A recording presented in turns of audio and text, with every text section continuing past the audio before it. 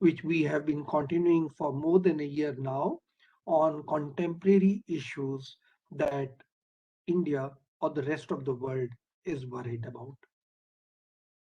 We have had the good luck to have the best minds across the world to come and speak to us on our contemporary issues. We have been fortunate to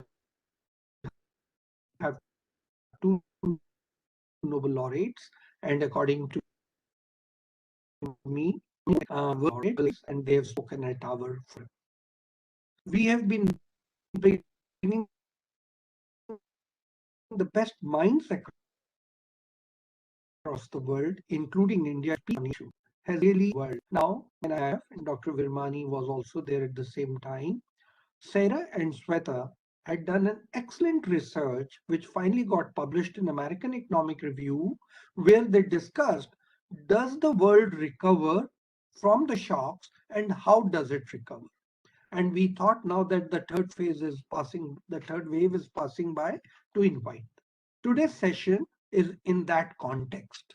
To chair the session today is Dr. Arvind Virmani, the chairman of EGROW Foundation. As we all know, Dr. Virmani has spent many years in policy making at the NITI Aayog, and then he was also the chief economic advisor, Government of India. Dr. Virmani was also the executive director at the IMF. He has published extensively, and as the chief economic advisor, you would imagine,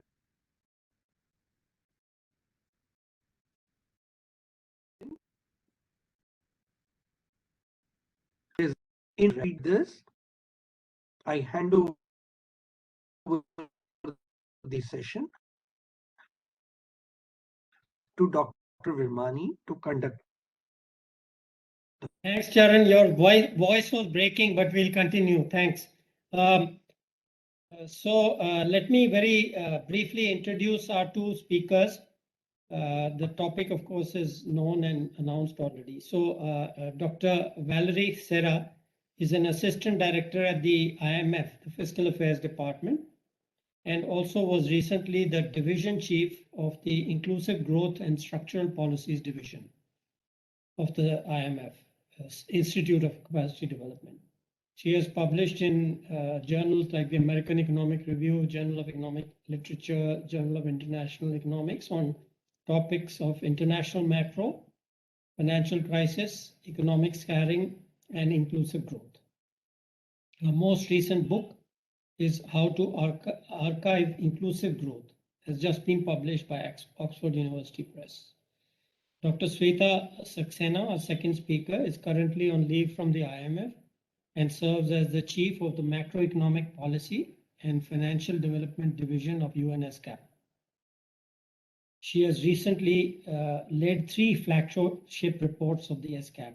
So she's, I'm sure, using her time very well away from the IMF.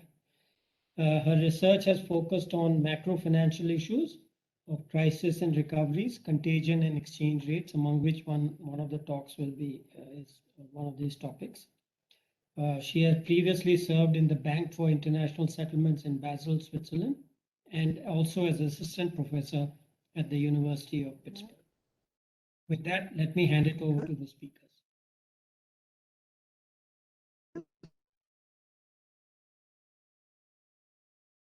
Why don't you go and share the slides? Yeah, it's coming on. Yeah, we can see it now. Good. Wonderful. Thank you, Dr. Virmani, and thank you, Charan, for this invitation and a nice introduction. So let me say one thing before I begin, that the views presented here are our own and do not necessarily reflect the views of the IMF or its executive directors or even the United Nations. So having said that, so let me actually just go ahead and give you a little bit of the overview of what this research that we've been doing for the last so many years. So to a large extent, this work builds on, what we're going to be presenting on some of the research that we've been doing for the last decade and a half, in fact, rather more than that now. It began in 2005 with our paper, Growth Dynamics, Myth of Economic Recovery, which was a very simple question we asked: if output recovers, whether the output recovers after a recession. And the paper eventually appeared in the American Economic Review, I think Charan Singh mentioned at the beginning as well, in the March 2008 issue, just at the eve of the global financial crisis. And this work was actually followed with our other paper with Ugo Panizza. Both Valerie and I had written another paper with Ugo Panizza asking if policies can help recover the output loss. And then a few years later, we thought that in order to actually emphasize that we weren't sure that people were getting the policy implications of this, so we came out with this other paper from 2017 called Booms, Crises, and Recoveries, and their policy implications. And more recently, we have both Valerie and I have written two papers with Antonio Fatas, who's in Singapore at I think it's this one of these business schools, one that's going to appear in the Journal of Economic Literature, hopefully this coming year, and another one that also looked at the scarring effects from COVID. So we're going to put all this research together in order to give you a sense of this bigger topic that was given to us, recovery from shocks. I'll give the overview of the empirics on this topic, and Valerie would give you a little bit more evolution of theoretical models and more in context of COVID and everything later on. So let me begin. So before I actually begin, let me just take you back in time a little bit. So shortly after the global financial crisis, the Council of Economic Advisors at the time was forecasting US economic growth. They assumed that growth would be some 5% in the years following the crisis, which was double the estimate of their long-term growth. So the argument that they gave why their growth is going to be after the financial crisis is going to be twice as much, because recessions need to be followed by booms, otherwise unemployment would be stuck at a permanently high level, something we don't tend to see often. So it was also believed, as you can see, that GDP fluctuates around a potential level that trends up at a steady rate. Long-run growth is determined by the supply side components. Now, this idea of business cycle, as you very well know, has been around since the work of Burns and Mitchell, who saw periodic, next slide, saw expansions followed by recessions, followed by revivals, and revivals by fresh expansions. And this idea was quite appealing because all these periodic ups and downs established a very typical business cycle. And that was explainable by a single theoretical explanation of all business cycles. And it was, according to some of these authors, it was grounded in laws governing under market economics rather than some explanation to be, given in terms of politics or institutional characteristics, which are specific to countries or some time periods. So having said that, when the Council of Economic Advisors had done this prediction, of course, economists have been debating about the existence of a business cycle since 1982. Okay, when this prediction from Council of Economic Advisors came, it started a big debate in the community, and especially among the academic economists who had been working on this business cycle a lot. So it was Greg Menke who came out with a blog who was questioning the predictions, based on his own work about unit root, which actually said an unexpected change in real GDP should change one's forecast by more than the amount over a long horizon. So when he actually started questioning this, then of course Bradley Long came in, to rescue and to on the side of Council of Economic Advisors, offering a rebuttal saying that unemployment in all likelihood will be reversed, and those periods when you see unemployment coming down will be the periods when growth will be going up. And of course, as always, Paul Krugman has to actually have his view as well. So he came in and he actually was saying that all these variables that measure resource use, like unemployment, capacity utilization, they do not have a unit root, which means when unemployment is high, it will tend to fall. And those periods of when unemployment is going to fall are the periods going to be actually of higher growth when capacity comes back in full use. If you go back in time and look at this debate, this whole debate got quite heated up. And Greg Menke even wrote that Paul Krugman thinks that this skepticism is somehow evil. Yeah, and he asked Paul Krugman if he was so confident of these forecasts, then Paul should place a wager and take advantage of his wickedness. So there was a little bit of bantering going on at the time too. However, in the end, Paul Krugman, of course, did not take the bet, and it was good for him because GDP turned out to be exactly what Menke had suggested. So here you can see the black dotted line, which was the pre-crisis trend GDP. The dark blue line was the CEA's prediction of GDP path. There's going to be a faster than normal economic growth, and we are going to get back to the pre-crisis trend. And however, the actual GDP turned out to be much lower than originally expected, which is basically given by the red line. And of course, over those next 8 to 9 years, forecast had actually been repeatedly marked down. So the growth of the world growth, US growth was much lower than actually it had been before the crisis.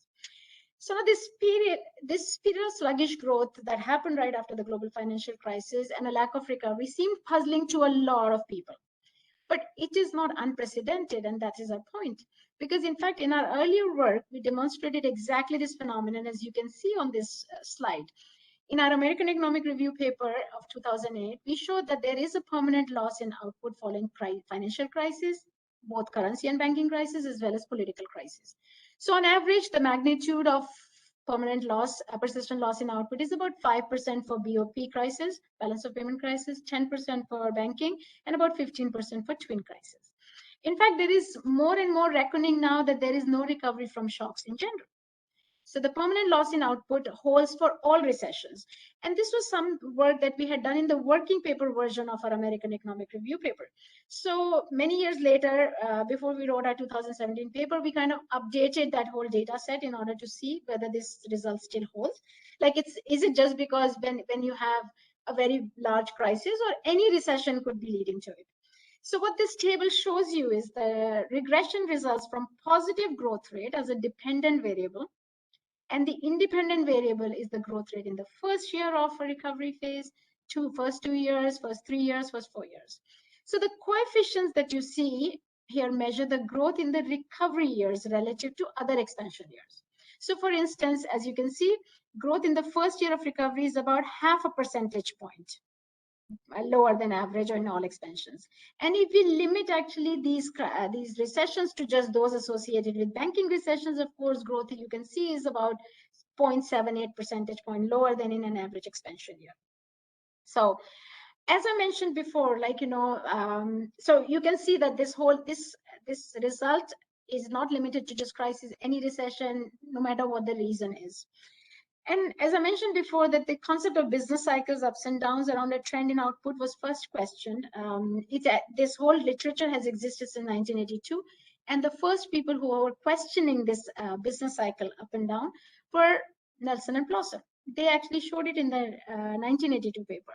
So their question was very simple. Whether macroeconomic time series are better characterized as stationary fluctuations around a deterministic trend, or as a non-stationary process that have no tendency to return to a deterministic path.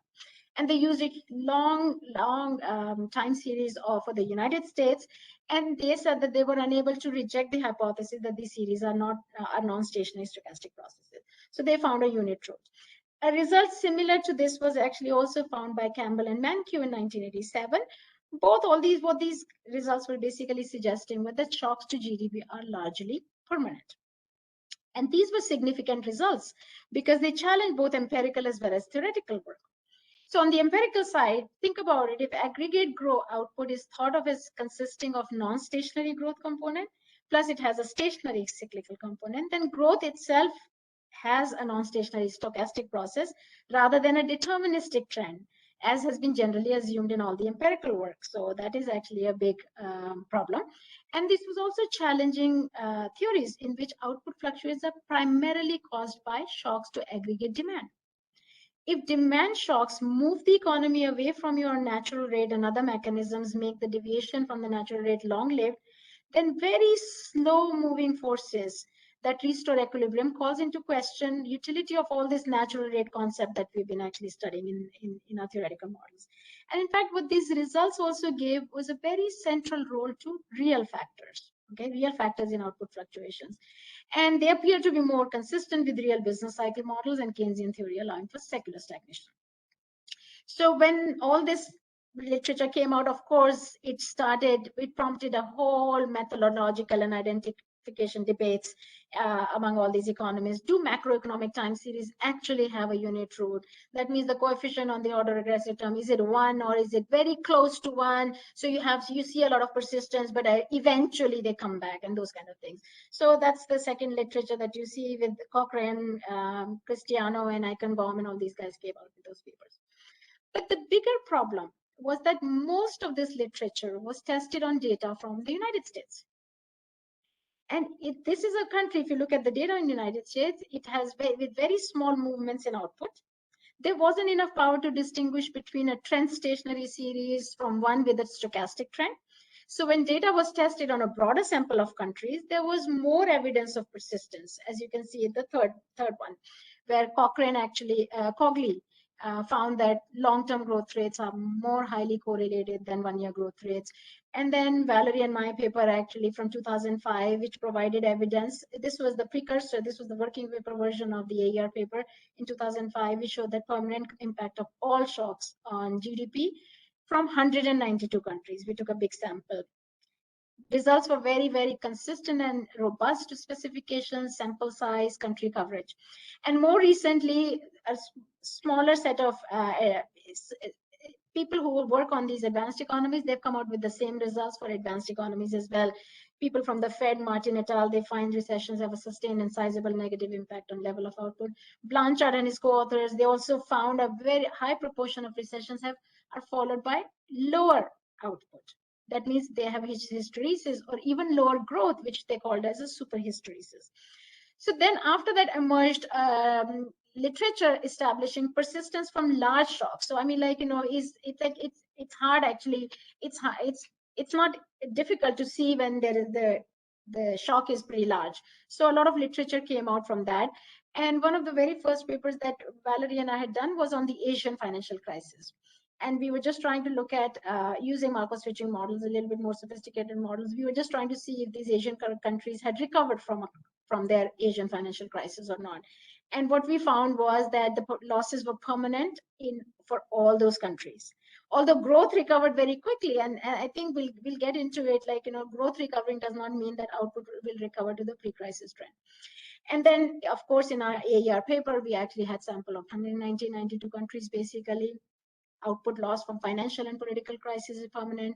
Reinhardt and Rogoff have done, like, you know, examined the evolution of real GDP per capita around 100 systemic banking crises.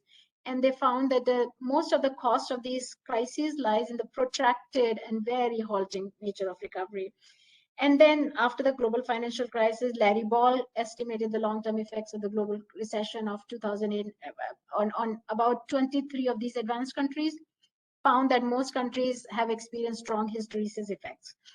So basically, what you see is that once we kind of moved beyond looking at just United States, a larger set of countries, and even actually particular episodes and, you know, larger shocks, you tend to see this effect holds, that whatever Nelson and Plosser and Mankiw and Campbell were basically, Campbell and Mankiw were showing earlier. So now there is a consensus about the permanence of shocks on output. So we are moving away from the traditional, what we call as a business cycle, to a paradigm where all shocks have permanent effect on output. So in the traditional business cycle view, which you see in the left-hand side, you know, what you generally assume, supply-side components generate a very steady increase in trend real GDP, typically called potential output, and demand shocks tend to lead to temporary fluctuations around that trend. So recession, as you can see on the left-hand side, recession consists of a temporary decline. So output is going along that line. It comes down during a recession below the trend line, but a very fast economic growth after that puts it back on the pre-crisis trend line during the recovery phase. But whatever I was just basically showing pointed to the revised, it points to a very revised concept of the business cycle, which is shown on the right-hand side. So when at the end of the recession, you know, again, you're going along that line, you come down during a shock, during a recession, any shock that happens and your output comes down, growth subsequently picks up, but it does not actually go beyond its pre-crisis, pre-shock growth rates or higher than that to put you back on the trend, which was there before, which you can see with the dotted line. So a permanent wedge is basically created. And so what we are showing is output does not cycle around a long-term trend. Instead, shocks result in a complete shift in the trend, as you can see on the right-hand side picture. And in short, the business cycle is not a cycle. But this whole traditional paradigm was very appealing for a couple of reasons. And if you recall your own days, I remember my own undergrad days, and when I taught undergrads as well, actually, like, do you do this in macro 101? Very easy. Traditional V, permanent fall in output will be attributed to a decrease in aggregate supply. A temporary fall in output is associated with a shock to aggregate demand. Okay, this is what we kind of learned, and we used to teach that. But under this dichotomy, think about it, supply shocks would need to dominate all the cross-country experience to generate the output dynamics, which are depicted on the right-hand side. But again, the source of shock has always been very important to policymakers because, again, I remember actually teaching undergrad students that conventional wisdom always taught us, shortfall in demand, use your macroeconomic expansionary macro policies or whichever way, and a shortfall in supply would require structural reforms. So this is how, and think about the traditional view has dominated the field. You don't have to go too far away, but just think of Blanchard and Qua's decomposition. That has been the basis of vast research, and it imposes the restriction that only supply side shocks have long-term impact. So here, what is becoming more evident now is that the so-called temporary demand shocks could lead to permanent impact. And it has wide implications even for development going forward. So I let Valerie pick up from here now. Thanks, Sweta. So Sweta just showed you the implication for the paradigm of the business cycle.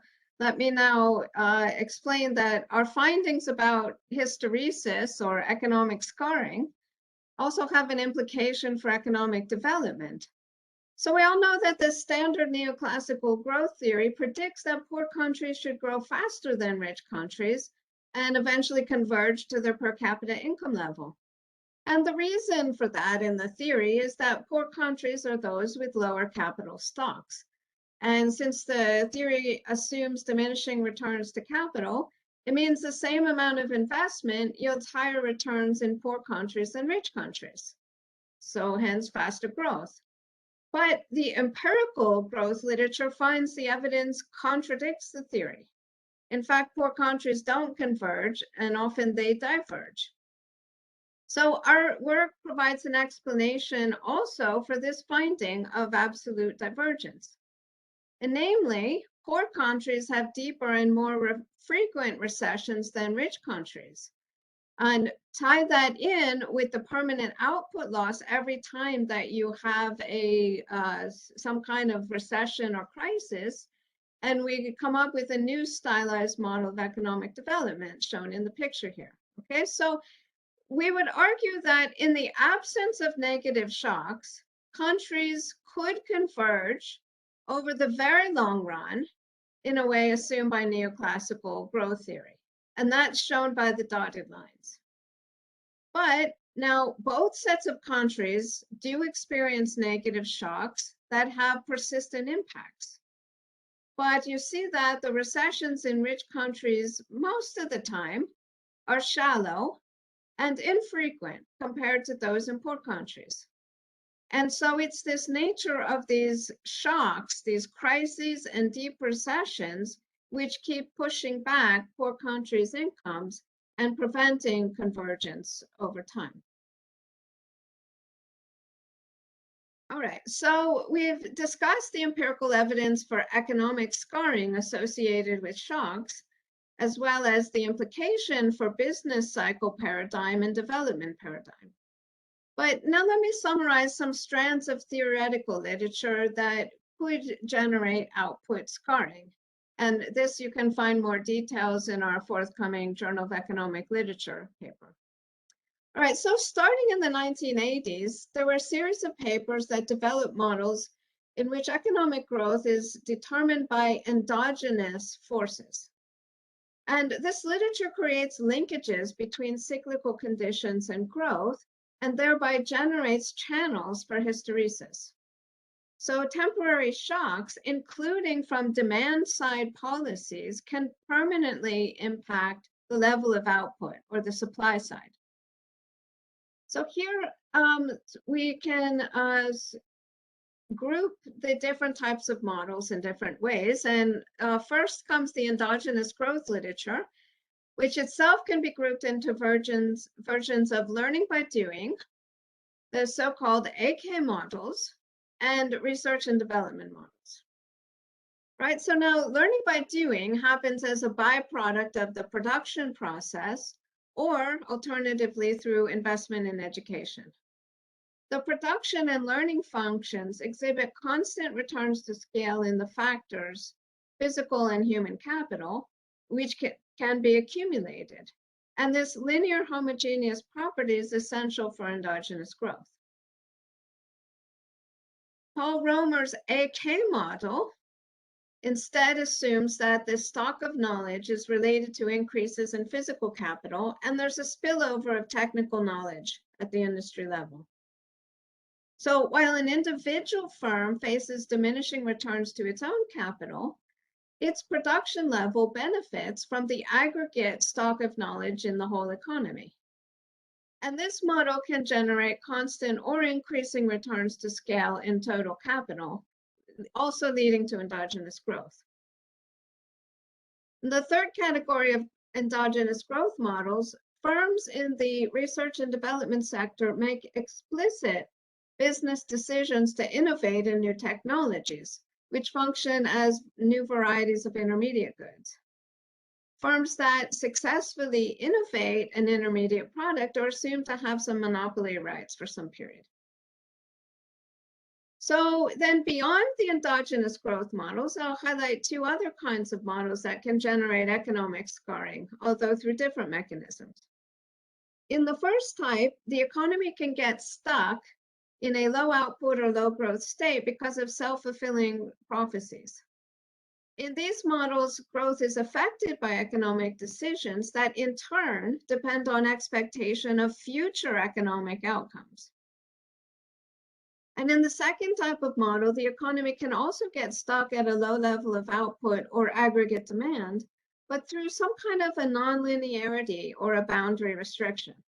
So for example, in the development literature, it talks about poverty traps, and those occur because of low savings rates in low-income countries or low-income people. Then that creates a nonlinear saving function even in a solo growth model and gives rise to multiple steady states. In macroeconomics, the most common nonlinearity in the recent literature is the zero lower bound on interest rates and on nominal interest rates. And that constrains monetary policy and opens up the possibility of a liquidity trap. Okay, so our work also has implications for the cost of business cycles. You all probably remember that the seminal work of Lucas suggested that the cost of the US business cycle was small, as low as 0.008% of consumption equivalent. And this small cost was due to errors in reacting to cyclical events, but only in the form of additional GDP volatility. But that was based on the traditional paradigm of the business cycle. In our paradigm, in which there's hysteresis or scarring, the cost of shocks or a failure of policymakers to respond are much larger because the shocks leave a permanent scar on GDP. So that means that aggressive and fast policy action during recessions becomes optimal policy. And as well, during early expansions, the cost of tightening too soon on fears of inflation pressure can also be costly because it can either reduce the potential growth of the economy or hinder positive developments in the labor market. So in this new framework, policymakers should understand the likely large supply costs of failing to run a high pressure economy when appropriate.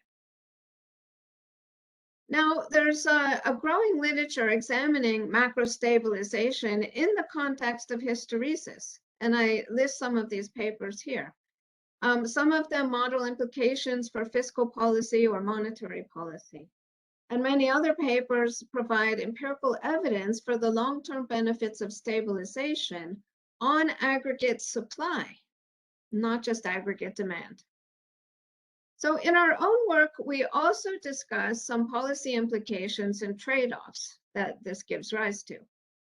All right, so some examples. So first, given that output losses of financial crises are large and persistent, there are stronger arguments for policies to avoid them or mitigate their consequence.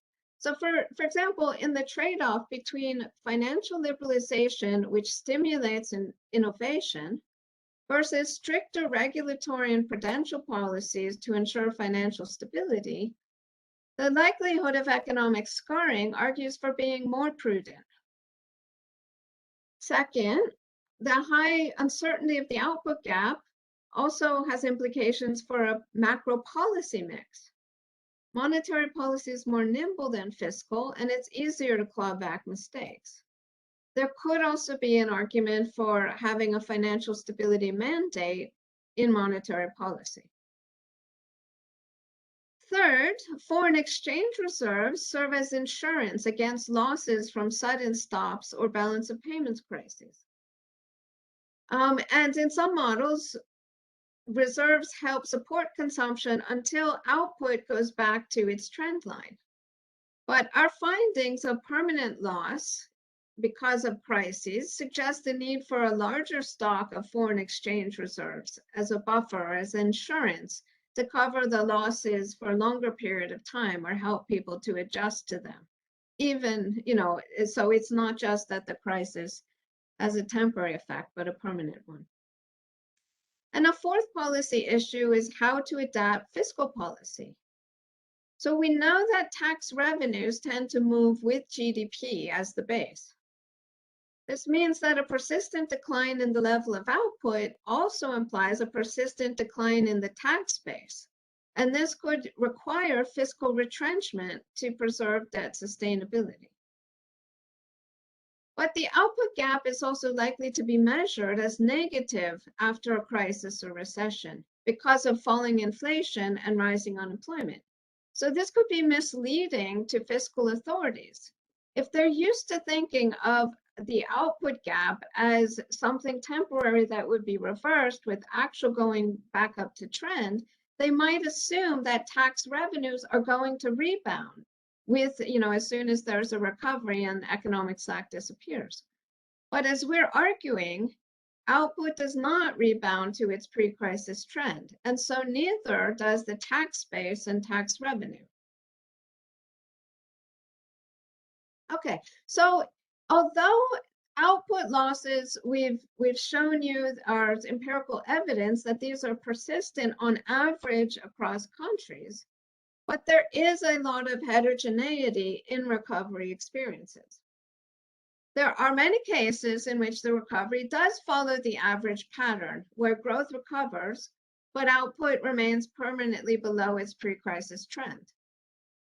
But there are some country episodes in which growth declines, and thus output falls even further below the pre-crisis trend, or may even trend down. And conversely, there are some cases in which there is a rebound.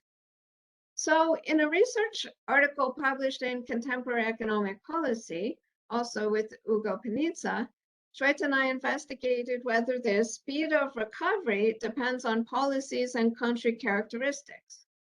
So we're focusing on the recovery period immediately after recession, which is shown here in the graph as that red ellipse. And what we do is we compare the recovery growth rate in this right after the turning point, right after the recession, with a typical expansion year for each country, and we interact the speed of recovery with various policies and structural factors. And so what we find is that expansionary macro policies can help boost growth during recoveries and reduce the amount of scarring. So policies such as fiscal and monetary stimulus, flexible exchange rate regimes or exchange rate depreciation, as well as foreign aid, we find have increased the speed of recovery. We have also found that some kinds of crises, namely banking crises, are more sluggish in recovering than other types of shocks. And but policy action can be even more effective. Well, right now we're in the midst of the COVID-19 crisis all across the world. So Sweta and I, in conjunction with Antonio Fontas, also decided that it would be useful to think about the different channels of potential economic scarring that could occur during this pandemic, as well as some possible policy responses.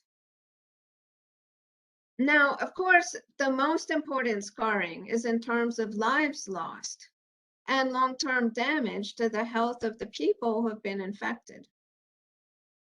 But beyond these health implications, there's also the same potential for permanent output loss as with other crises. In addition, the various lockdowns, social distancing, and decline in demand, and especially for some types of contact-intensive services, has led to job losses in countries around the world. And these have especially affected youth and lower skilled people. Women have also been disproportionately affected, especially in terms of labor force participation, as they more often care for children during remote learning or sick family members. School closures and remote learning have led to disruptions or slow progress in learning, so that reduces human capital accumulation. And those job losses erode skills, so another type of scarring in the labor markets. Likewise, the fall in aggregate demand, especially during the initial phase of the crisis, and the high degree of uncertainty that's been created reduces incentives for firms to invest, and this risks a slowdown in innovation and productivity. We've also seen that the crisis has had adverse effects on more on lower income people in the labor market, in health systems, and in education. This further widens the pre-existing large income gaps, and the ensuing rising inequality eventually breeds political and social discontent. And all of these have further negative feedbacks on growth. Then we've also seen that dependence on global supply chain causes shortages of essential commodities. And these problems are continuing to persist even now, 2 years after the crisis started, and are currently adding to inflation pressures. Well, another impact of the crisis is the rise in both public and corporate debt in countries around the world. So this situation reduces fiscal space for future policy action, and it also raises the risks of public debt distress or debt crises and corporate failures down the road, which could further then impact banking systems in some cases. So as we showed in our work, public policies can make a difference in reducing economic scarring. And in the short run, of course, it's still critical for governments to prioritize public health measures, like the rollout of vaccines, testing, and different therapies, as well as to continue providing support to the most needy. But going forward, there would be a delicate balancing act for fiscal policy. So on the one hand, there's limited scope for further debt accumulation, especially when we think of potential debt distress down the road.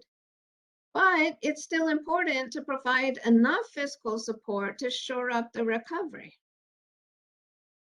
So thinking ahead, countries could consider recovery policies that build forward better, drawing on lessons learned during this crisis and investing smartly for the future challenges, and especially those to deal with climate change.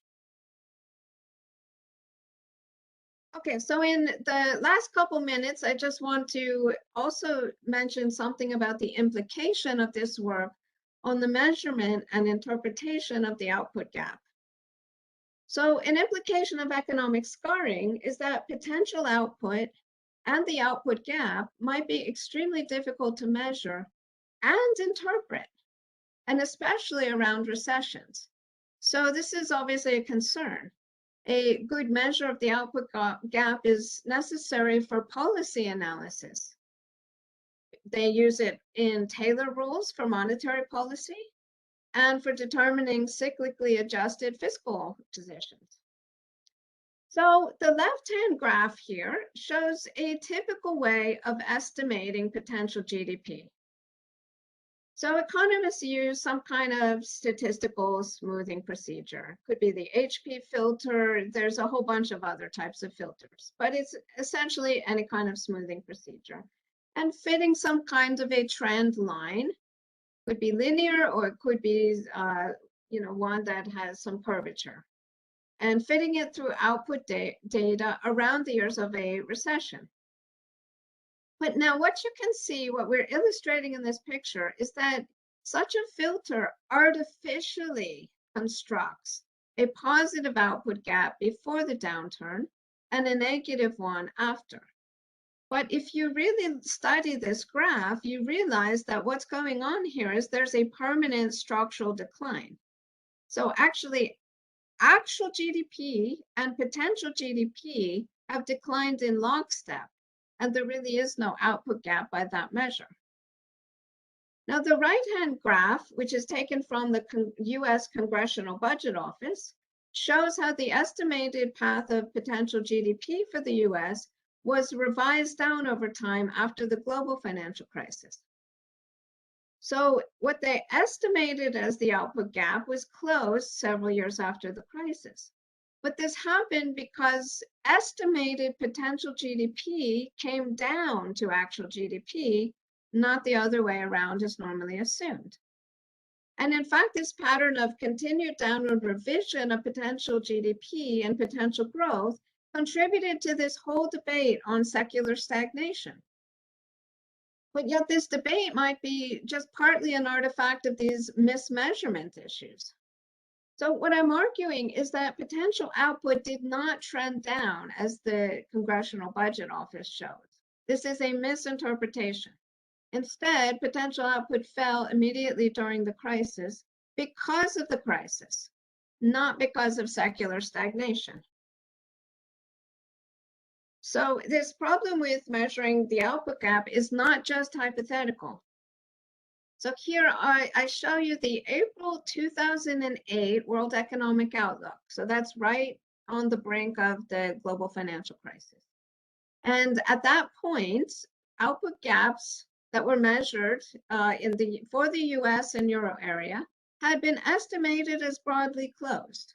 And that's shown in the blue or purple dotted lines. But the view of history changed years later. So when output data after the crisis is added to the sample, the estimated path of potential GDP is pulled down. And what that means is that it constructs this artificial output gap at the peak becoming positive, shown in the red lines for the US and Euro area. And the red lines are taken years later from the October 2014 World Economic Outlook database. So in other words, ex post, economists have reinterpreted the pre-peak period as one of overheating. But I'm arguing this is a wrong interpretation. The positive output gap that's shown by the red lines is a result of mismeasurement and misinterpretation of the history. And I do want to emphasize this is not just a matter of using HP filter as the smoothing technique. Even more sophisticated multivariate models create artificial cycles and lead to a misleading ex post estimates and interpretations of the output gap and of history. Okay, so to conclude, we've shown evidence of the pervasive phenomenon of economic scarring. We explained how it impacts the paradigm of the business cycle and economic development. We've then described the many implications of how this phenomenon impacts economic policy and the interpretation of economic history. So now we will be happy to discuss and answer questions. And thanks very much to all of you for your interest. Thank you. That was very interesting. I guess it was good for me personally to get a update on growth theory, which has been my subject for a long time. let me just start off with a couple of questions which I have and some comments. So one of the issues which came to my mind is the issue of small versus large shocks. You know that, and they have different effects. Why? I know because I have done two papers. One was an IMF paper on the J curve of major reforms. So my concept was that marginal changes or small reforms can have completely different, we are used to thinking in those terms, but major changes can give rise to something I call the J curve of policy. And 2 years ago, we did a similar paper on J curve of institutional reform. Okay, so the productivity paper, in very brief, what we did, we tested it out using ASI data, and basically what it came to was that of about 9 sectors, 3 had a negative J curve effect. That means productivity actually went down after the 91 reforms. About 3, this is roughly I remember, 3 remained steady, and 3 of them took off immediately. So even good reforms can have negative when they are major reforms, because all the structures get changed, the relative prices, everything gets changed. And so there may be actual productivity declines among some sectors. So the question here is about large versus small shocks, one. The second one is what I would call endogenous versus exogenous shocks. Now, I can perfectly understand all that you are saying with respect to exogenous shocks like the pandemic, or for us, the global financial crisis was an exogenous shock. So from India's point of view, that was exogenous. But if you have financial or banking crises which are driven by something you did yourself within the economy, it would seem to me that these should have different effects.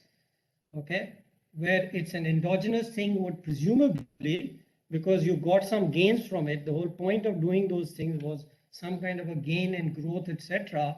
And maybe part of what you're seeing now is the effect, a reverse effect of that you are paying for the what you did. So key point here, endogenous versus exogenous shocks. So if any research has been done on that, separating it out and testing.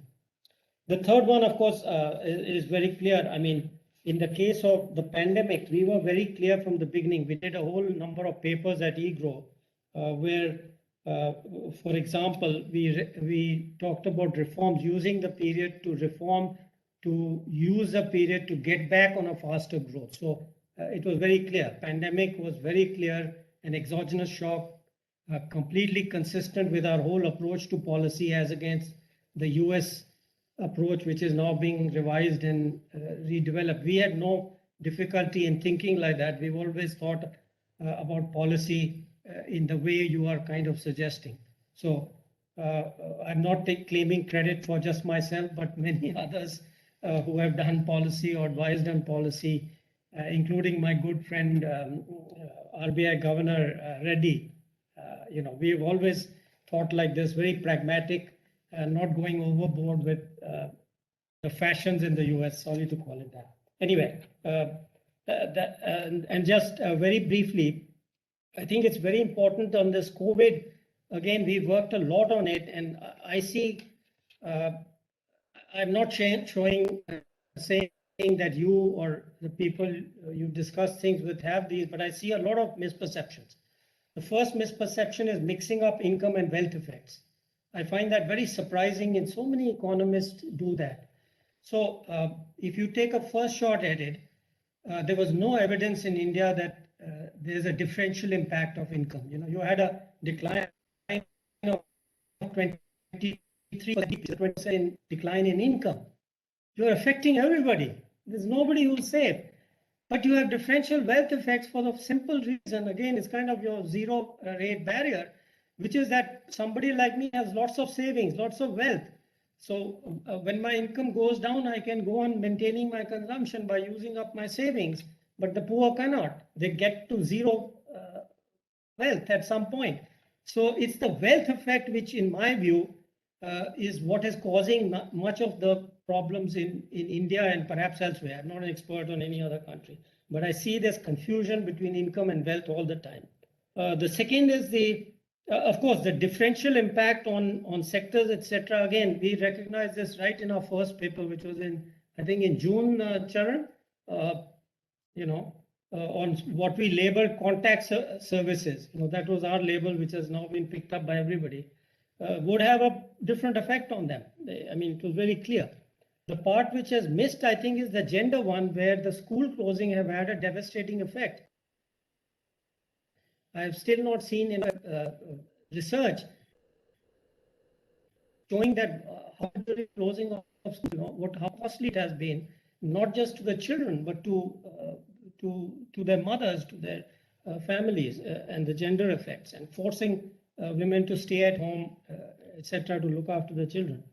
The third issue is, again, a generic one, which I find missing. I don't know, I'd like your comments. I find it very strange that economists are not making an effort at all in this actual practical thing of distinguishing between temporary effects and pandemic and trend effects. I mean, this is not something to say against you, but this is a standard macro thing which I've done all my life in government.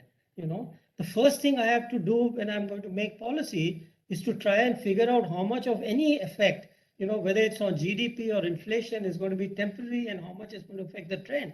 Because my policies are different when I look at those two things from 30 years of experience. So I find it very strange that people don't even discuss this issue in practical terms. I greatly appreciate your paper because you've done it in a historical context. So I find it very, very useful. But what I'm now asking is, you are there active with all these people. Why is it that people never talk about this, or do they? And have I missed something? Well, let me, perhaps if you want to respond to any of these, then we'll open it up for questions. Yeah, thank you so much. And very nice to hear about some of your research too. And I think that you touched on a great research topic. Like, as we mentioned, we do find there's heterogeneity in different episodes. So the average response is the permanent scarring that we showed you. But that doesn't mean that every single episode follows that shape, just that when you average them all out, you get that type of a shape of the scarring. Now, but given that we find that policy action can make a difference, can help reduce the scarring, it does mean that there are mechanisms that can be tapped into. And that of course, I totally agree that it could depend on the type of shock and the mechanism that it's impacting. I mean, take this pandemic as an example. So, initially output fell because both supply and demand were impacted. People simply could not go out to produce or go out to consume. Now, if the pandemic had been over in a month, let's say 1-2 months, it went up, it went down, probably not much would have happened. And this sort of health barrier, and also in some cases a political barrier, if different countries or regions put in place restrictions, if those were removed, maybe you get an immediate rebound back to or close to the trend, right? So that would be one example. But if something ends up affecting the banking system, affecting the availability of credit, affecting the public finance resources that can be used for public sector inputs, that feeds into both private or public investment, and that's one channel that then can have long-term supply effects, because you're disrupting that process of innovation, or you're disrupting the ability of the government to provide public capital and public goods that also create economic activity. And so, any type of shock or that impacts that kind of a channel can definitely have these longer lasting impacts. So it absolutely depends on the type of shock and the policy response to it.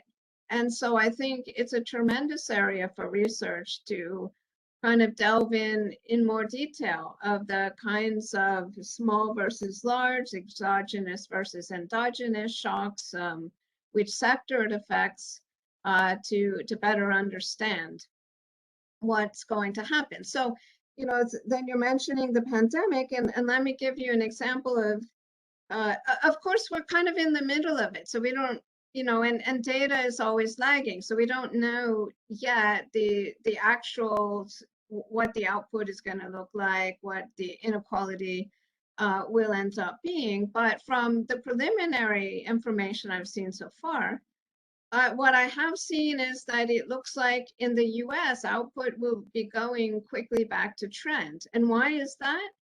The US had a massive fiscal and monetary response, absolutely massive. Now, in what I've seen is other countries that don't, so far, at least in the preliminary estimates of where things are going or where things have gone, it looks like there will be scarring in many other countries because they didn't have the policy space for that massive response. So that, you know, that's an example. But Sweta, do you have other comments you want to add?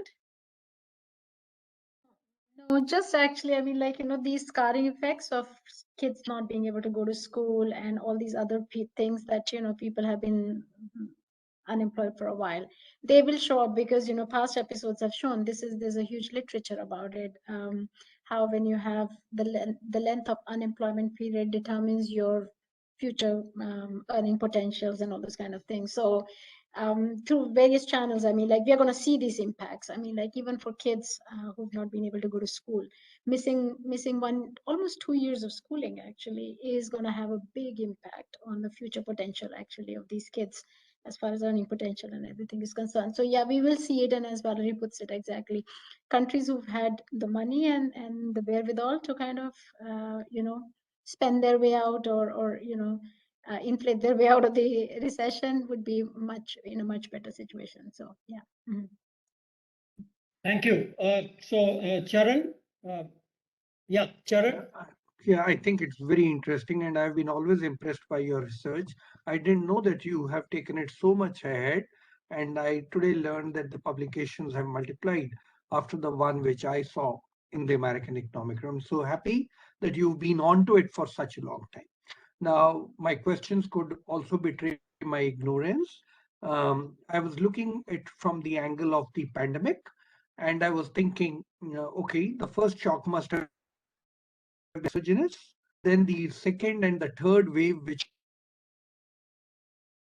came were the, and does the economy react to an exogenous and endogenous shock?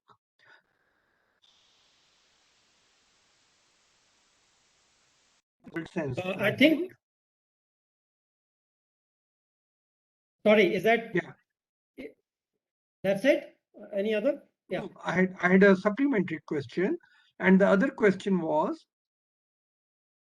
that would you think now that the West and the emerging countries have been hit, this is going to increase the income inequalities because as you showed in your research, the growth path is very, the emerging countries and the other countries suffer severe impact vis-a-vis the advanced countries.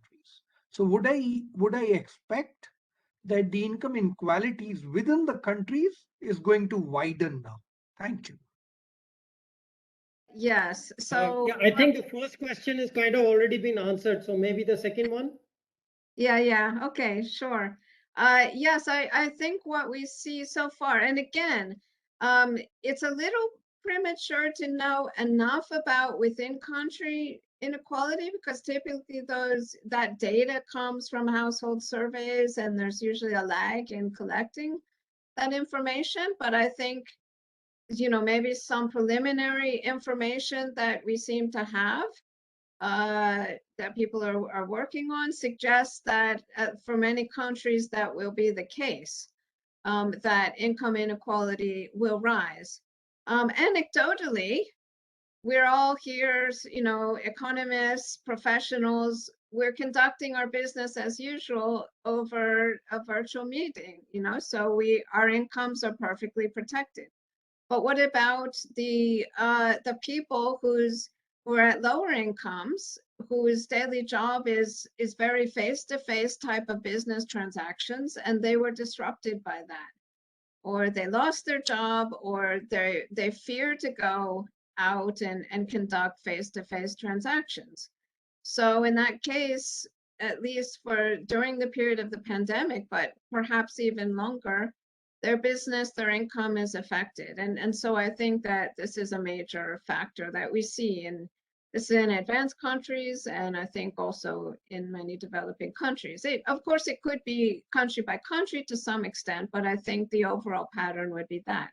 And then the second element is very clearly advanced countries have had the policy space for a massive response and have put out the vaccines faster than many developing countries have been able to. And so, presumably this means people can resume business quicker and, carry on. So I think there will also be, at this point, because of the pandemic, more of a divergence between the richer and poorer countries. So thank you, Charan. I'm sorry if I gave I really enjoyed the talk, by the way. My comment shouldn't be seen as criticism, especially that literature review you gave.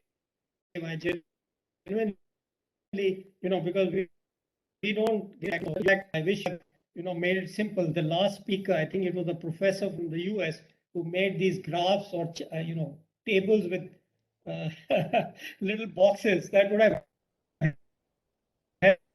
helped us. But anyway, if you had given that. Well, I will say, I will add that, for those who are references, which could be yeah, for those who are more interested, let me add that we do have a Journal of Economic Literature paper, and that it's forthcoming, but they've already posted sort of the e-version of it.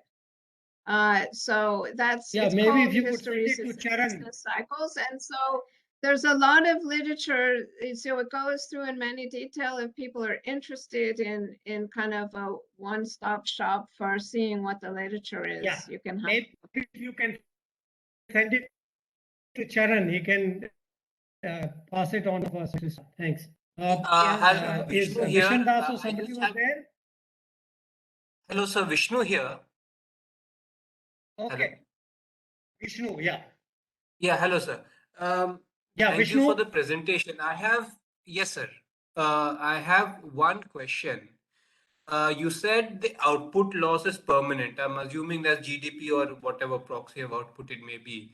My question is this, even though the base may be lower, but won't continuous growth rates, high or low, go back to the trend at some point? Won't it go back? I mean, it may not go back in 2 years or 3 years, but it will go back if growth continues happening, and especially in emerging economies where the growth is faster. Even though the base effect may play a part, but won't at some point growth go back to trend or whatever it was pre-crisis? That's let's take a couple of questions. Yeah, I think I understand the question you're asking. And so what I would say is that, what the pattern was showing is that growth, the growth and the expansion. So once you get out of the recession, you do grow again, right? By definition. And that will be sort of the average growth rate. So a country will start to grow again.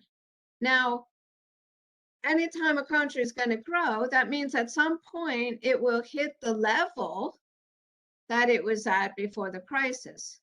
But I want to distinguish that from getting back to the trend, because what we're really saying is that had it not been for the crisis, at any point in time, the level of output is less than what it would have been in the trend that was happening before the crisis, that if you extended that forward. So there's always this loss, okay? That you say can't be recovered. Whether it is production or I don't know, loss in human life or income, that can't be recovered. Right, you would have been better off. You would have been in a even higher position at all points in time, if not for the crisis. Thank you very much. Can I just add one thing to Vishnu's Yeah. question? I mean, like, so Yeah. Vishnu, I mean, like here at ESCAP, I mean, like, we do the Asia Pacific, right? So we've estimated what their growth rate was before and what the trend would have been, where they should have been if this thing didn't happen, where they should have been, right? And we also have actual data of what happened in 2020, 2021, and also the growth rate forecast for the next 2 years, right? And the beauty is that the entire picture almost comes out as, remember the picture I showed, not as the business cycle going back up to the trend, but the wedge one. It's pretty much that same picture you see. Now, actually, things are going to differ among countries, as Valerie was saying at the beginning. It's an average, right? On an average, countries are going to actually have a permanent loss in output. And we've calculated, and we are revising our projections again for our flagship that's going to come out at the end of March.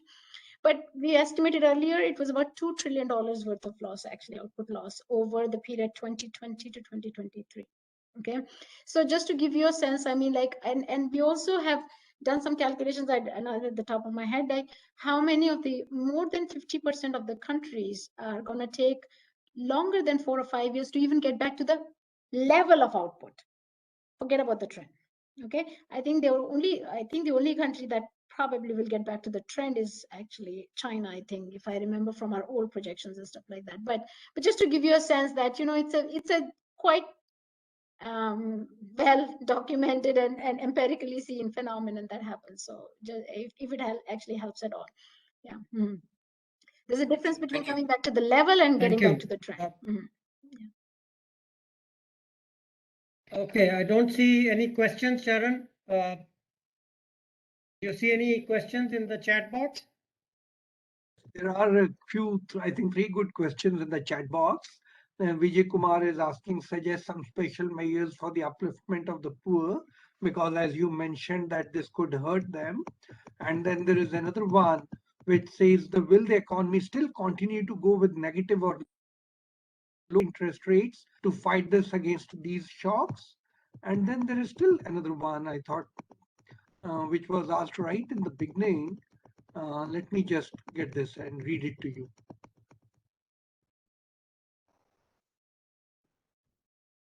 Just a second. This was asked right in the beginning, and so much has covered after that. It's one about how long will it take for India to come back? How much time will you expect for India to come back to the pre-pandemic growth rate? What are your suggestions to recover fast? So Sweta, since you've been doing these estimates for Asia, maybe you want to mention that. We are revising them, so I don't even have the latest ones right now. However, having said that, as I said that a lot of growth rates are going to go back once the base effects go away, right? I mean, like base effects go away. Countries are going to come back to a little bit of the, I think what we had noticed was that growth was already slowing in this region before the pandemic, okay? It used to be a lot higher, and over time it had been slowing down. From our own estimates, I think it was like 5 something percent, 5.6% in 2018, then came down to 5.5 in 2019, and of course 2020 came this, right? So growth has been actually going down for the region itself, particularly India. We're still actually working on our projections and everything, so I'm not going to give them away either actually right now, but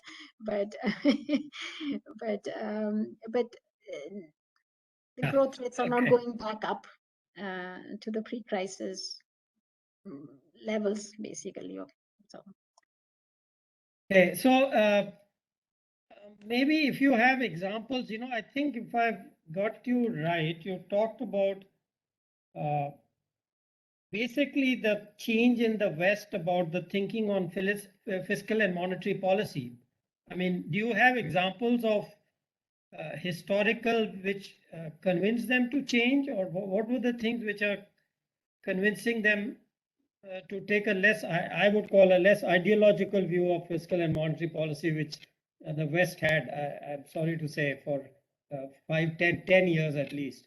But what are the kind of, what are the examples? You have examples which are convincing them? What are the, is there specific research? Is there specific examples which are bringing about this rethink?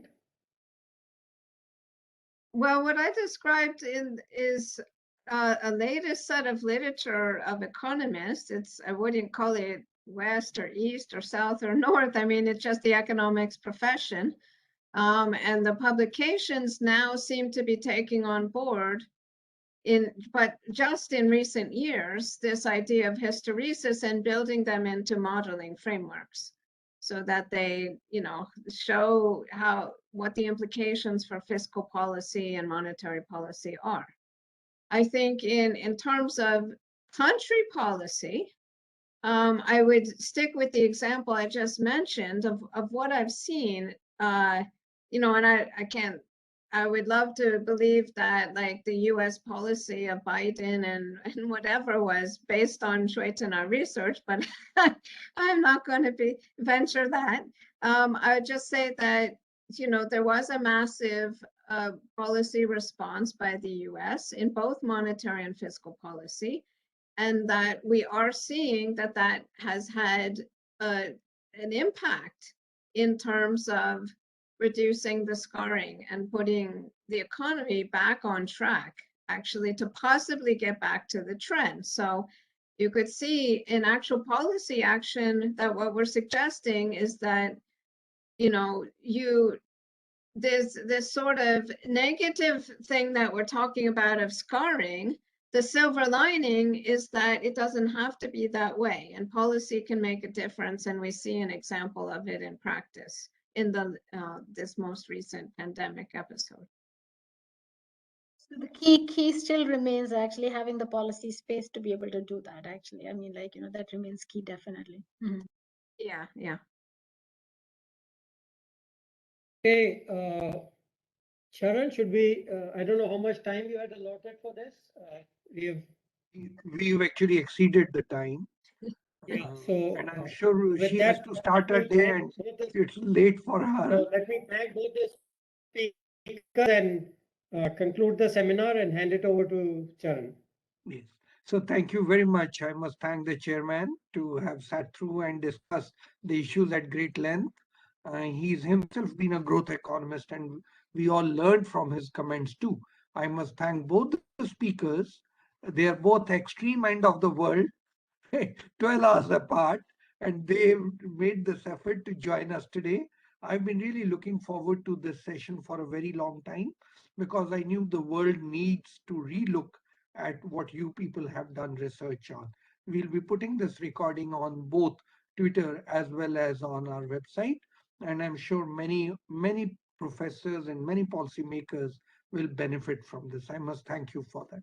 I would expect the link from you for the article which is coming in the Journal of Economic Literature, along with the presentation that you have done both on Twitter and on our website. We'll put that also so that policymakers can benefit from that. I have another announcement to make. Next week. May I make one as well? Yeah, Valerie? Yes, I just wanted to let all of the people who are still with us know that you'll recall that back, I think in December, if I'm not mistaken, back in December, I gave another presentation about inclusive growth. And I just wanted to let everybody know that that book is now published by Oxford University Press, and it is available for free on Oxford University Press website. It's an open access, which means you can just hover over it and get the PDF, which downloads the entire book. And that has 22 chapters on all topics related to inclusive growth, sustainable growth, gender, globalization and inequality, labor markets, technology. We have contributors that include Nobel laureate Joe Stiglitz. We have Nick Stern of the Stern Report on Climate We have a bunch of academics, people, contributors from many institutions like the World Trade Organization, the World Bank, the ILO, the IMF. So it's meant to be kind of a guide and sort of a summary on all things related to inclusive growth, and it's free for everybody to take a look and to draw on for your own research and to see the summary of issues on that. Sweta, you also have an announcement? Well, I should take advantage of this platform as well. I know somebody had asked the question, and I kind of deliberately kept quiet on it, although I can say a lot of things because we are writing on it. You know, the question about this K-shaped recovery and inclusive growth and inclusive development, inclusive recovery, right? So our forthcoming flagship report from SCAP, which is going to be released on March 29th, the topic is about inclusive recovery and inclusive development going forward in the post-COVID world. We are looking at very deeply into fiscal policies, you know, because there is less fiscal space. So how do you design fiscal policies in order to actually have inclusive recovery? And we are actually looking at central banks if they could do something for inclusive development going forward, and also at structural policies, what kind of things are going to be changing and what kind of response could be. So all these things about an inclusive recovery, we are going to be covering in very much detail in the forthcoming report, which is at the end of March. So stay tuned for that one. That's why I didn't want to comment a little more on the K-shaped recovery between countries and within countries. Sweta, can we have the book released on EGROW on April 1? It's a Friday. Sure. Mm-hmm.